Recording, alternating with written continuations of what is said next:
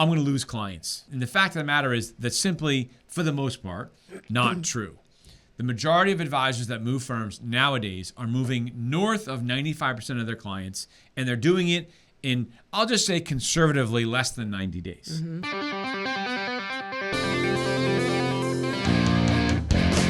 Welcome to Advisor Talk with Frank LaRosa. Brought to you by Elite Consulting Partners, it's the only podcast offering unfiltered guidance and direct advice for all things concerning financial advisors, RIAs, and the practitioners in the wealth management business. Learn more and subscribe today at eliteconsultingpartners.com/podcast. And now, here's your host, Frank LaRosa.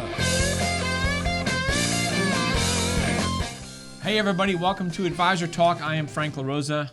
I'm your host, and once again, I'm joined by the Executive Vice President of Sales at Elite Consulting Partners, Stacey Frank. How you doing? I'm doing great. Happy to be back, as always. Awesome. For those of you that are listening to us on a podcast, thank you very much.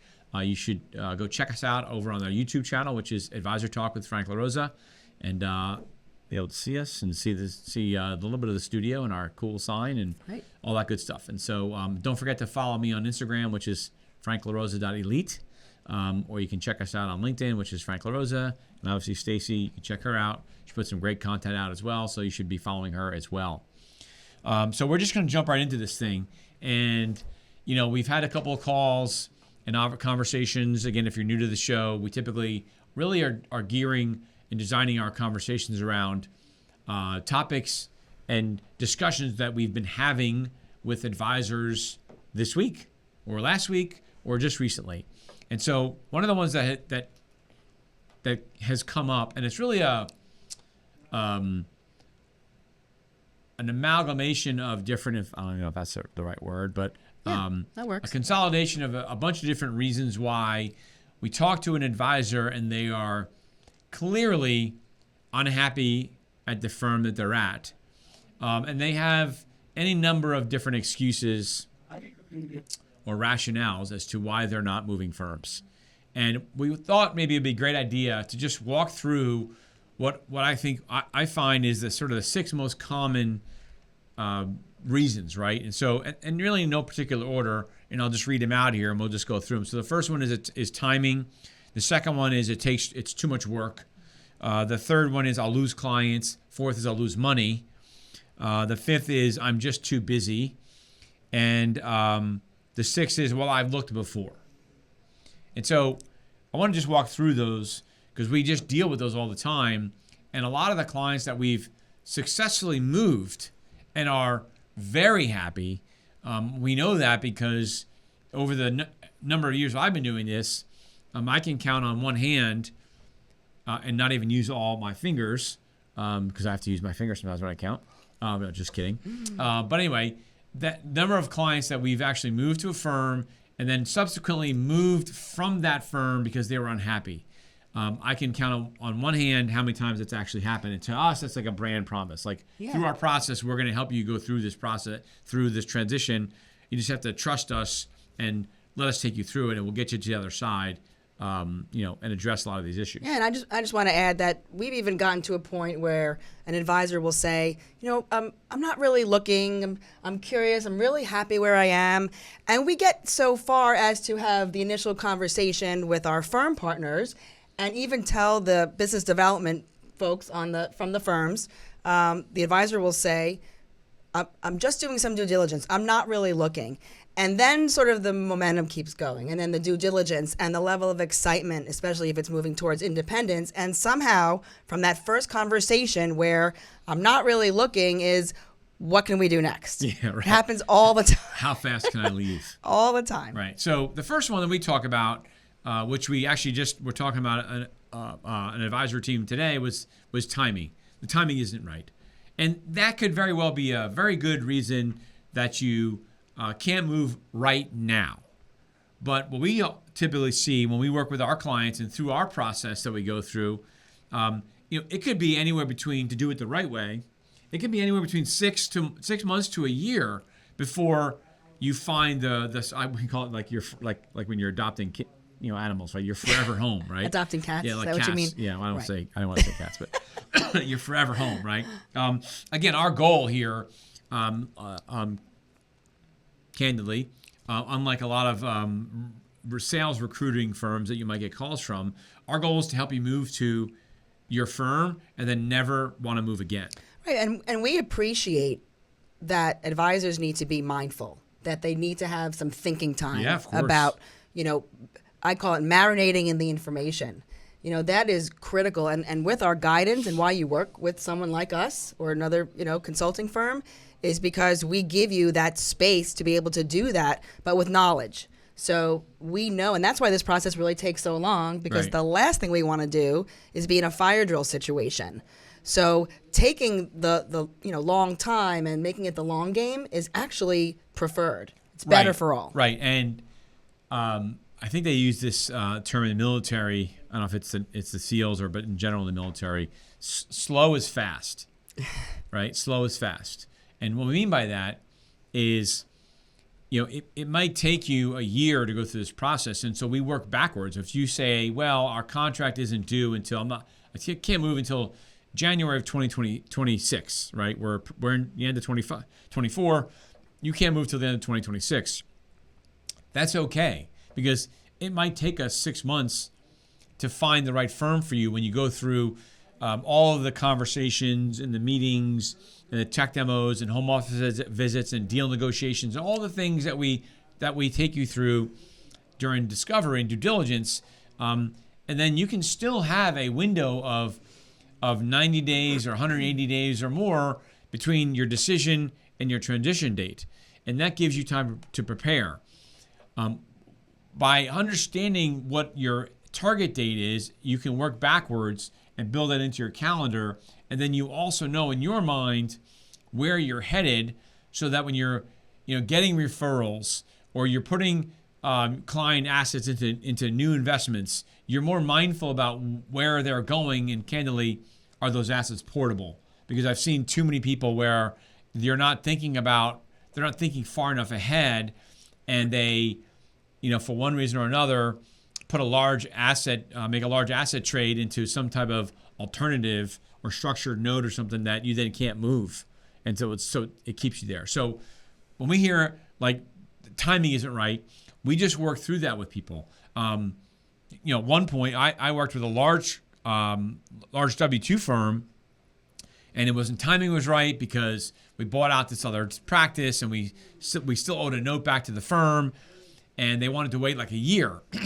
Well, we went through the math, which is sort of one of our points, and we'll get to it, but we went through the math, and I showed them, because they were going to go independent, and I was able to show them through the economics the cost of waiting. They would have lost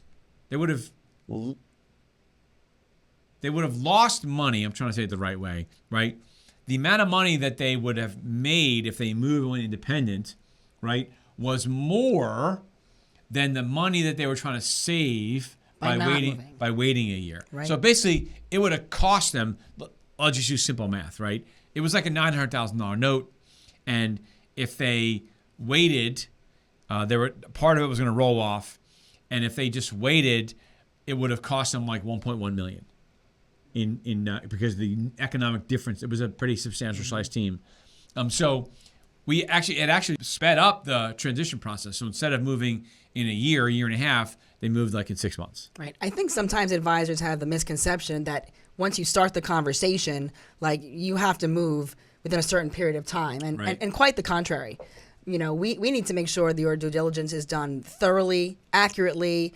Knowledge is power, so that the advisor can choose the right timing for them, not because we're pushing them, but because it's the right, that timing evolves, really. Yeah, and look, a lot of times we get questions about like, what's the difference between you and everybody else, right? And that's the difference between a consultant and a recruiter, sales recruiter. They're just going to call you and they want you to move right away. As a consultant, we're looking to work with you for a long time and build that long-term relationship. And so it's going to be based on what's the right timing for you, and we'll help you work through that. So number two, and you sort of were alluding to the amount of work, it just takes too much work, Frank. I don't want to do it. Yeah, I hate my firm, but it's just too much work. And the reality is, and a lot of times this person has experience because they did it before, right? Which is much different than when maybe the last time they did it. And when you try to do it on your own, that's generally what I hear, right? From people that did it on their own. It's too much work.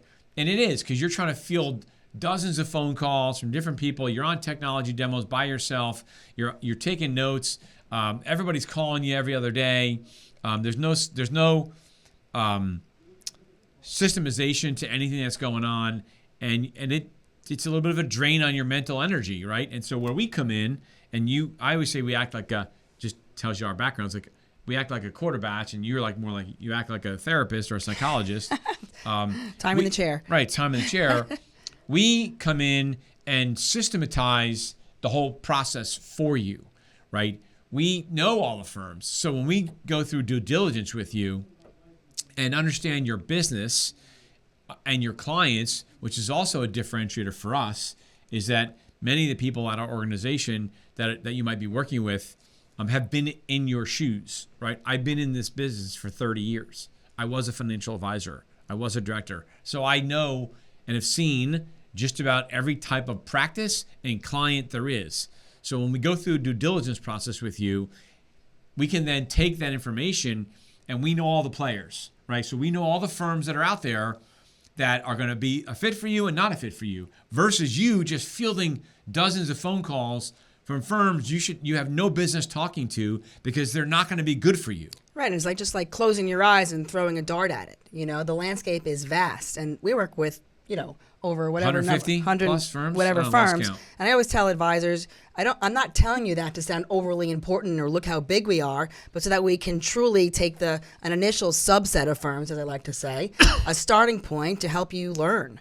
Not to help you rule out the noise. Right. Filter out the noise. We actually are, and just interesting comment I'm going to make here, I just realized we're actually turning down firms that want to work with us because we don't feel like they're adding any more value than the firms that we have, or we don't feel like they have their system or process dialed in, right? We've gotten worried, we've done some due diligence, and we don't feel confident in their transition team, right? So we're not gonna introduce a client to them if we don't feel comfortable that the transition is going to go smoothly. And so we're doing filters for some of these things based on your product. If you have if you need, I'll just use the simplest one. If you have international clients, we can save you a lot of time and you want to go independent. There's only a few firms that actually do. There's a narrow field, exactly. And so our job is to save you some time, which is why when you say it takes too much work, we help you through that. The other thing is most firms nowadays, the good firms at least, are all e-signature. So getting your documents prepped and moved is much easier than it was before. When I moved my own practice, I had to do it. Literally, I had to go to the office at like midnight and take all the files, and then go to my new office. Send out FedExes. Well, no, I had to go to my office on Saturday morning, the new office on Saturday morning. I met the manager there and photocopied everything, and then had to bring my files back to the other office right when I was done. And you have to do it at night, sort of cloak and dagger, and it's a lot of work. And nowadays, it's not really that bad. Even if you're leaving a non-protocol firm, right? It's actually a little bit less work up front because you can't take any of that stuff. You can't copy files. You can't do any of those things. And I'm just telling you, and you shouldn't. But it's easier. So there's ways to do things, and advisors that leave non-protocol firms and go to protocol firms or independents, whatever protocol firms, are all very successful. So because the transfer process is now only a day or two, many firms you don't even require a client statement. So it's very simple. So don't let this idea that it's too much work stop you. We actually got a really nice email from one of our clients that we just moved, thanking us. He sent it to me, but praising our consultants that he worked with because he had done this before by himself. And he said that working with our consultants made the process, it was literally like I could have like if I was going to make up an email, that's an email I would have made up. It was the ideal testimonial. It was the ideal testimonial Right. because he said our process that our consultants took him through made it so much easier for him that he didn't lose focus on his business during the transition. Right, and not to mention, too, compared to back in the day, that's what the transition teams are meant to do. That's all they do is focus on, because when assets transfer, then the firm wins, then the advisor wins, everybody wins. Yeah. So they are dialed in to make sure that that transition is efficient, it's technologically secure, and the systems are in place. Because when the advisor succeeds, then everyone succeeds. So there's a vested interest. Right. We have a firm right now that we work with. We do work with them, and we had a recent transition, and it didn't go that well, or it's not going as well as we would hope. Right. And so we're having conversations with them about what we think they should do to improve their onboarding. Right. We don't have anything to do with that. We're not selling them anything. What we are telling them is, we're not going to make any more introductions to the firm until they fix it, which basically means hiring different people, because it's really a people issue than anything else, right? So, but you don't know those things if you're going through this process by yourself, and these firms aren't going to tell you that stuff, and so that's where we come in. So anyway, so number 3 is I'm going to lose clients. And the fact of the matter is that simply, for the most part, not true. The majority of advisors that move firms nowadays are moving north of 95% of their clients, and they're doing it in, I'll just say conservatively, less than 90 days. Mm-hmm. And what I mean by conservatively, a lot of our clients are moving the majority of their the bulk of their clients in less than 30 days, right? Because, again, preparation is important. A good firm with a good transition team dials you in. And again, the ACAT process is fast, and they have a team that's entering your account numbers. They're doing that stuff for you. A lot of times we work with the firm, and part of our negotiation with them is basically a head count for your transition team. How many people are they going to allocate to you and your team to, if you're not looking at us on YouTube channel, making images like typing, right? How many people are they going to give that are putting information into the system for you and your team, so you can just be on the phone with your clients and get back to business as soon as possible? And which is essentially the fourth one. I'm going to lose too much money, right? But the client one, I think that you'll find out. This is a great opportunity, and you can maybe add some light on this. This is a great opportunity for you to reassess the clients that you have, right? So, right. Well, that's one of the questions that we ask, and we did a podcast on this previously, so we're not going to rehash it too much. But it's really about, what is the strength of the relationship that you have with your clients? And most advisors, I would say 90% of advisors are great advisors. Right. They have multi-generational relationships. They've really taken care of their clients over the years and good performing portfolios, whatever. So most advisors will say, well, yeah, I mean, I've been their advisor for years. So when the fear of attrition comes up, or I'm going to lose clients, so I'm going to lose money, we just go through this exercise of, well, tell me about your relationship with your clients. And if there's some that you think might not come with you, let's start planning, setting meetings, right. Sending out birthday cards or whatever it Showing is, them the love. Correspondence. Right. So that stuff would be done ahead of time. Right. So that would reduce even more the attrition. But the truth is, and the reason why it's 95%, and there are some stats with certain firms, and I can't speak to all the firms, but some firms that we work with, where they have stats that show that the average advisor after 6 months at the firm has 106% of, I'll say, stated client assets. The reason that's the case is because if you're doing it the right way and you're creating the right script for your clients, you're going to gain more assets from those clients and or referrals from those clients. They're going to bring them in, right? So you might be leaving, let's say you're leaving Morgan Stanley and you're going independent. I'm just picking just a scenario. I'm not bashing Morgan Stanley or anything like that. But that client has always had a Merrill Lynch account. And for whatever reason, the time wasn't right to talk about it.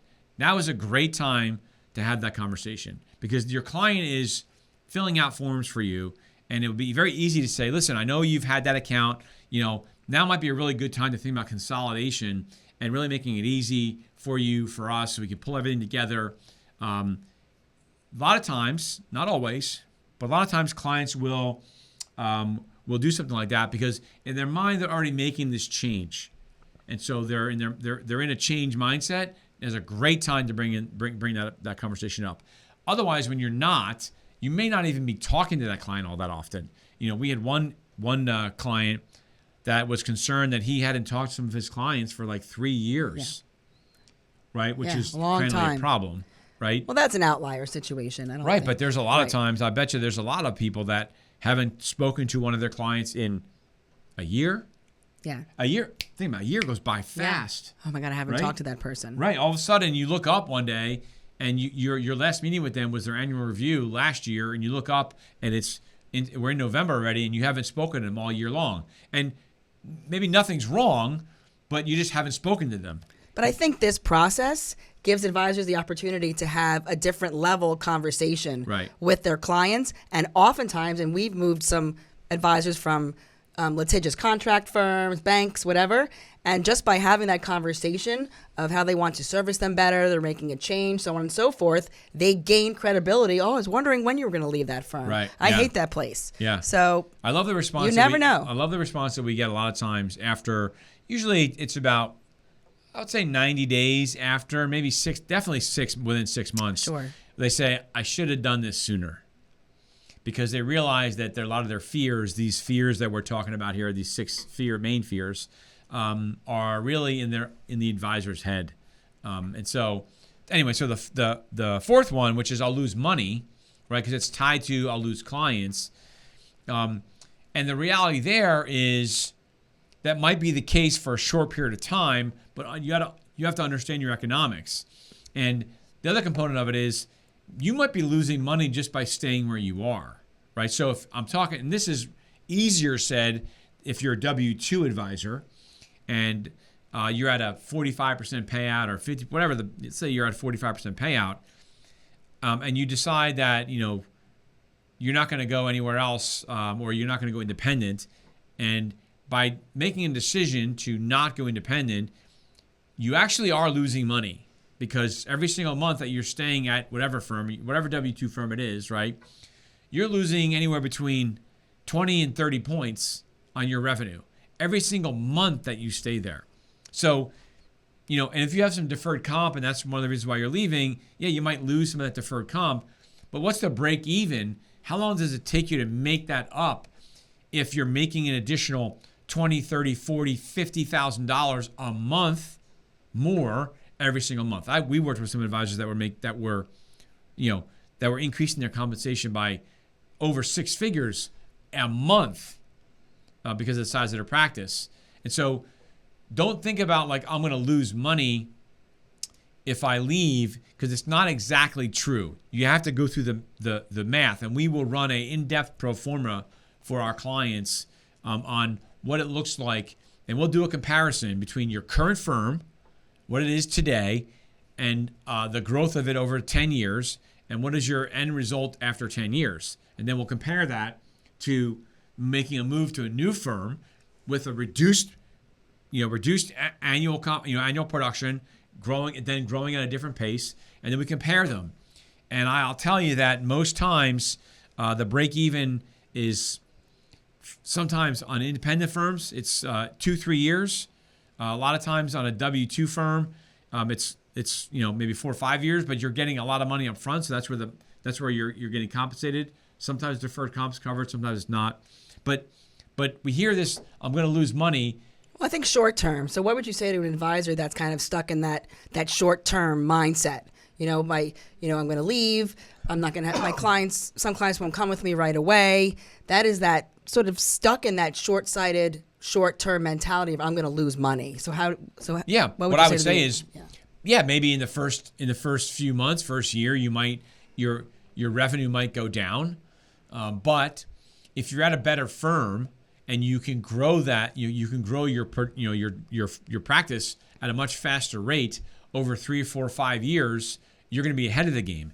And then you're ahead of the game for the rest of your career.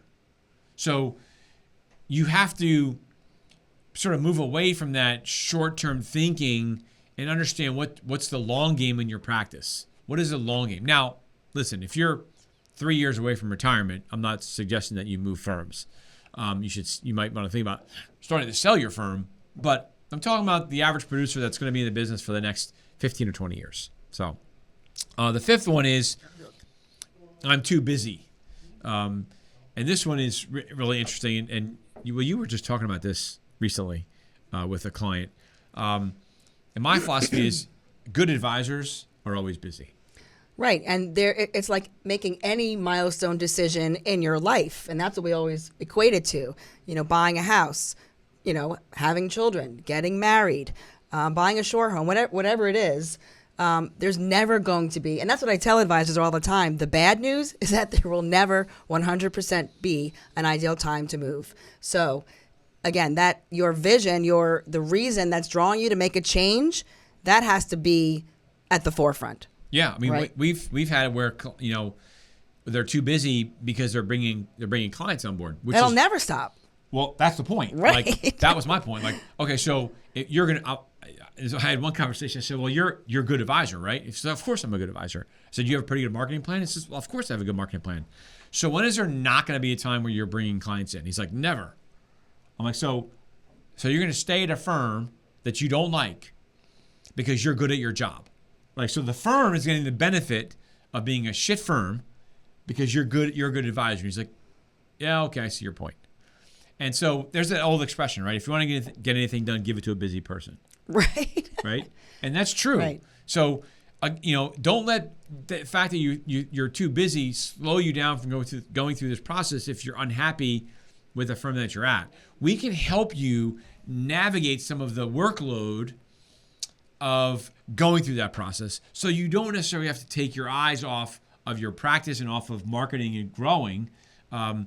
We become the quarterback of this process for you, right, and take some of the busy work. Right, all the legwork, all the thought processes. Thought processes. That was a tongue twister.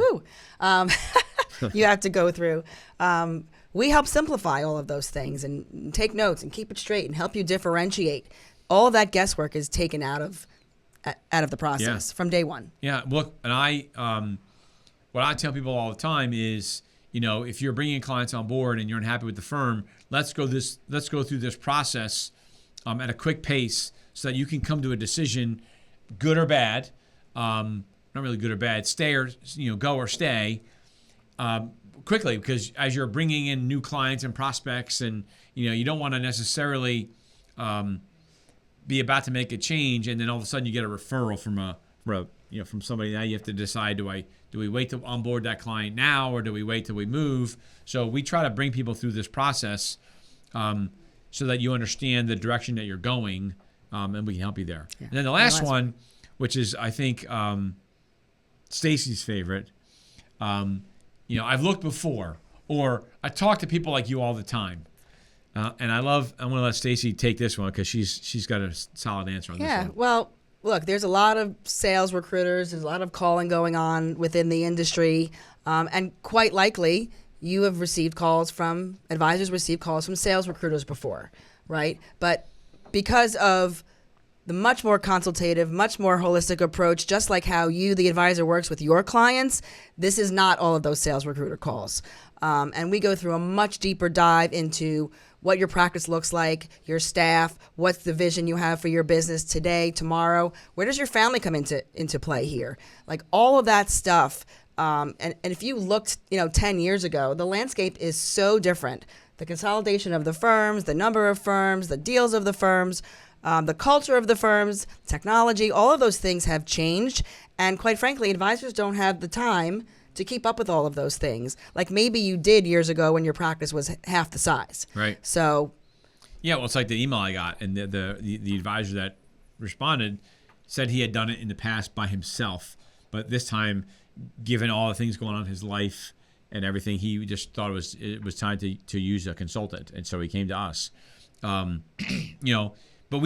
our process, which is, we never really talk about it too much here, but it's called the Elite Next Level process, which is trademarked, by the way, really was born out of my experience, my 30 years of experience in financial services, being in the seat. And so there's a lot of people that are in our space that have never been in our space, let alone even set foot in a brokerage office, right?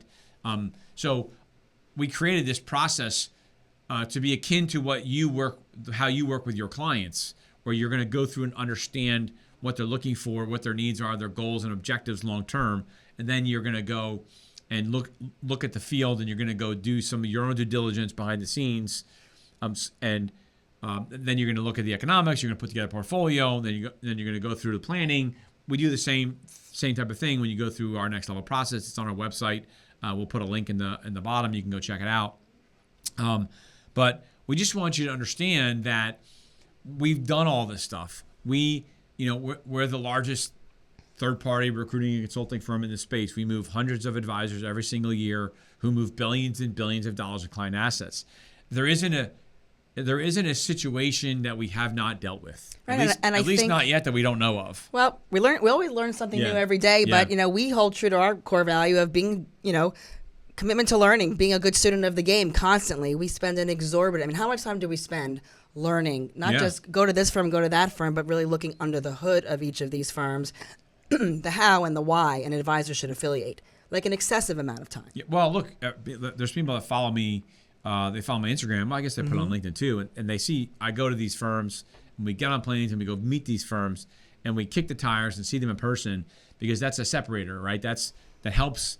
When I say it's a separator, not like me versus competition, but it's a separator in terms of getting us comfortable with the firms that we're considering introducing our clients to. We take this process very seriously. Right. It's very intentional. I like to use that word. Like, we are very intentional. If we make a suggestion about these 2 to 4 firms that we think would be a great starting point, there's a very specific reason. Right. It's not just throwing stuff against the wall to make sure it works, see if it sticks. Right. And so that's a great point. Yeah. Not that it's not one of the 6 reasons, but one of the things that you should understand with our process, we're going to introduce you to, anywhere between 3 and 5 firms at the beginning, and probably as much as 8 or 9 firms or 10 firms when you're done through this process, because as we learn things about you as a client and you learn about yourself, we might change direction. We might bring a new firm in that we didn't think about because you didn't say something during our due diligence, because you didn't even know. Like, you didn't even know what was inside of you with what you were really looking for, which is why Stacey does such a great job, because she's a master's degree in psychology, so she's able to peel the onion in my head. I've already got you figured out. Yeah, right. Of course you do. Of course you do. So anyway, listen, we're here to tell you that if you're stuck at a firm that you're unhappy with for any of these 6 reasons, don't be. We can help you through this process. We can get you through to the other side and be one of those clients that calls us back and says, dude, I should have done this sooner. Yeah, and I don't think in the years I've been here, however number of years, no one ever goes backwards. Just a very minuscule percentage of advisors that, go back the other direction or go back to their firm. Swimming upstream, right? Right. Yeah. Just doesn't from happen. 1099 to W-2. Usually it's for a check or something like that, which is neither here nor there, right? I think every firm is right for certain types of advisors. So, But our point is, we'll leave you with this. You don't have to remain in the position that you're in, stuck at the firm that you're stuck at, because you feel, any number of these reasons why it makes it not a good time for you to make a move. We can help you through those things.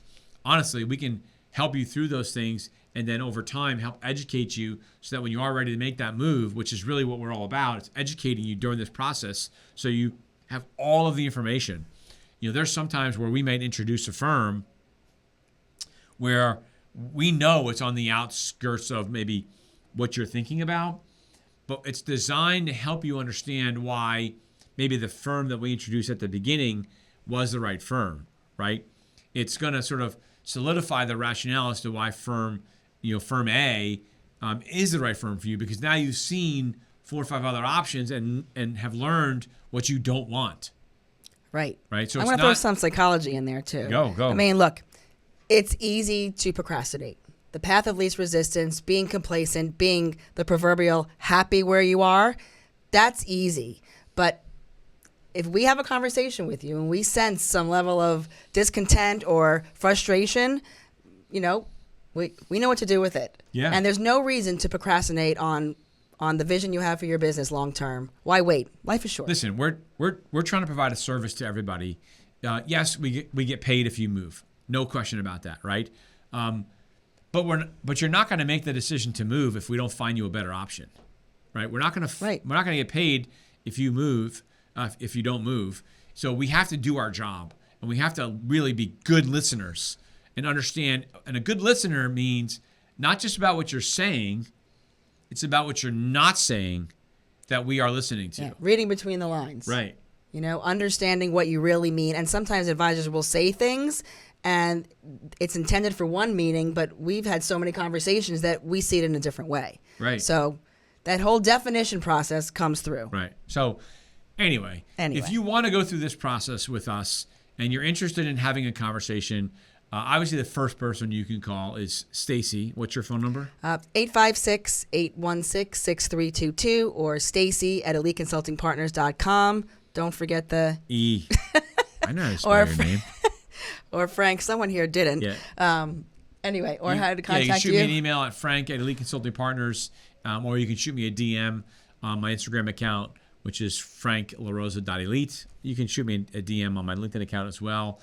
And if you're looking for more in-depth and behind-the-scenes stuff, you can also go to my Instagram account and subscribe to our subscription channel, where we're going to really talk about things behind the scenes and group calls and really talk about, help consult with you on deals that maybe we're not involved with that we're happy to just give some advice to you on. So we're super excited.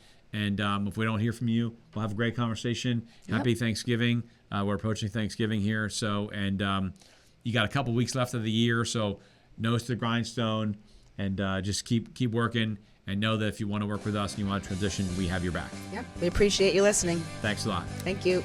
Thanks for listening to Advisor Talk with Frank LaRosa.